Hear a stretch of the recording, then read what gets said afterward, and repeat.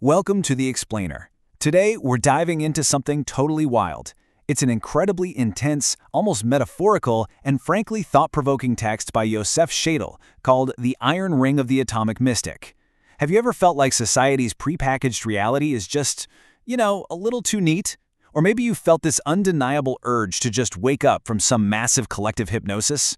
Well, if that sounds like you, this analysis is definitely for you. We're going to unpack Shadle's philosophy and really break down his whole concept of the spiritual warrior's journey to absolute freedom. Okay, let's dive into this. The author breaks this journey down into 6 specific stages, or what he calls iron rings. We're going to cover, first, the open trap. Second, the turning point. Third, the paths of the human soul. Fourth, the danger of false dogmas. Fifth, one's own inner prophet. And finally, the 6th ring, death as an advisor. But hey, before we go any further, I want you to really genuinely think about this for a second. Did you actually choose your beliefs, or were they just assigned to you?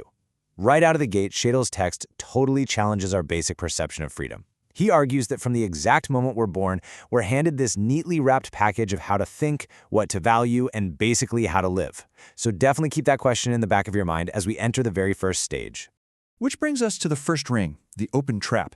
Let's take a look at how this metaphorical spiderweb actually operates. So, to explain how this trap is enforced, the author borrows a really powerful core metaphor from the writer Carlos Castaneda, the eagle. Imagine this cosmic systemic force that just watches over society with a predator's eye. It meticulously guards this societal matrix, if you will. By rewarding obedience and, punishing anyone who dares to step out of line, society acts as this ever-watchful eagle. It's literally hunting down individuality and domesticating us all into this state of collective hypnosis. And this brilliantly illustrates exactly how that open trap operates in our day-to-day lives. Think about it. We're handed recycled dogmas and told, oh, it's just the wisdom of our ancestors. Even our so-called modern freedom. It's often just a total illusion. It's just a set of limited choices within the exact same old matrix. Why? Because the system wants to suppress our natural existential chaos with instant, super easy answers. Society basically forces these unoriginal truths onto us simply to stop us from asking the real, terrifying questions about existence. But what happens when you actually refuse those instant answers? Well, we transition to the second ring, the turning point.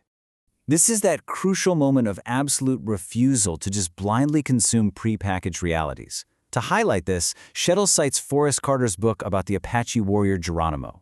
He says, everyone has a choice, Most people choose the easy path, and their spirit then becomes sluggish and weak. It's a pretty stark, uncompromising choice, right? You either take the easy physical path of just blending into society, or you embrace the rigorous, exhausting spiritual path of the warrior. Once you sense the trap, there's literally no going back. You can't unsee it. He connects that perfectly to this Buddhist teaching. I have discovered this profound truth, so hard to see, but this generation seeks pleasant feelings, loves sweet feelings. True awakening requires actually turning away from those sweet illusions that the masses crave. The turning point is all about an active rejection of comfort in favor of the truth. Which leads us straight into the third ring, the paths of the human soul. Because once you realize you're in a trap, the author observes that people typically funnel into one of 3 distinct paths. Let's look at the first 2. On one side, we have the materialist. They accept the matrix completely. They seek physical pleasure, totally avoid deep existential questions, and operate purely on rigid logic. Now, on the other side, we have the dogmatic spiritualist. These folks actually sense the trap, but they kind of get stuck halfway. Out of fear of the unknown, they just adopt rigid religious rules instead. The author impartially points out that both of these paths ultimately fail to achieve true freedom. Why? Because both the materialist and the dogmatic spiritualist just stop seeking. They settle right back into a comfortable, repetitive reality. But there is a third, much harder path. Using Castaneda's terminology again, the author introduces this concept of stalking. The stalker doesn't settle. They constantly doubt. They navigate the matrix by actually controlling their own perception. It's like they're acting as a spy behind enemy lines, actively hunting for fragments of real truth that are hidden beneath all of society's illusions. And paired with stalking is the concept of dreaming, which is the ability to shift your intellect directly into imagination. The stalker and the dreamer totally rebel against instant wisdom. They consciously transition away from the illusion of the matrix to search the deepest, most uncharted depths of the human experience. It is a path of constant, active seeking. But as you can imagine, this path of seeking is dangerous, which brings us to the fourth ring, the danger of false dogmas.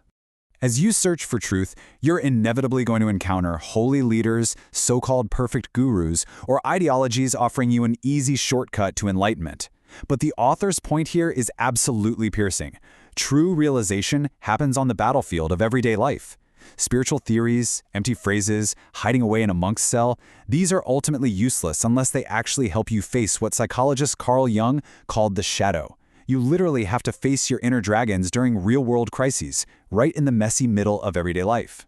So the crucial takeaway here is found in the steps of the middle path. Doubt all instant answers. Descend to the absolute bottom of your soul. Throw away those rose-colored glasses and face the harsh reality of everyday life head-on. It's a grueling process because the spiritual warrior has to constantly begin again. Every single day is a brand new battle against falling right back into comfortable illusions. And when you finally realize that no guru or system can save you, you enter the fifth ring, one's own inner prophet. The warrior realizes that no one else can walk this path for them. You have to become your own guide. To really hammer this home, the text shares a super striking anecdote. Imagine a prophet who finds the ultimate spiritual book, reads it, and then literally burns it right in front of his followers. Why on earth would he do that? Because spiritual cheat codes do not exist. He tells them that the truth means absolutely nothing unless it is actively suffered, wrestled with, and experienced directly by the seeker. Just reading the answer is not the same as living it. And becoming your own prophet comes with some pretty harsh rules. You absolutely must abandon your preconceived assumptions. You have to enter the terrifying dark 13th chamber of your own soul to face your cowardice. You must accept the heavy burden of mystical solitude.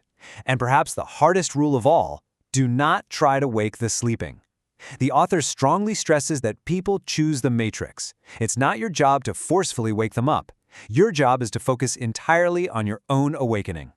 Which brings us to our final stage, the sixth ring, death as an advisor.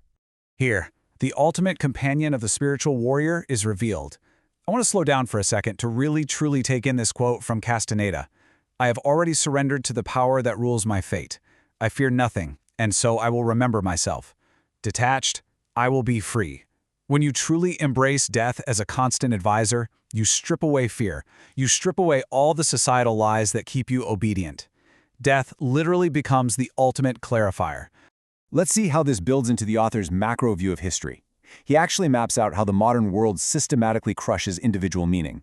Think about it. From the total totalitarianism of the 1940s and World War II to the sudden, horrific mass destruction of the atomic age beginning in 1945. Then, things like Chernobyl in '86 and Fukushima in 2011 introduce us to this invisible, creeping death. And this all culminates in our 21st century, an era heavily characterized by an economic totalitarianism that essentially treats humans as entirely expendable.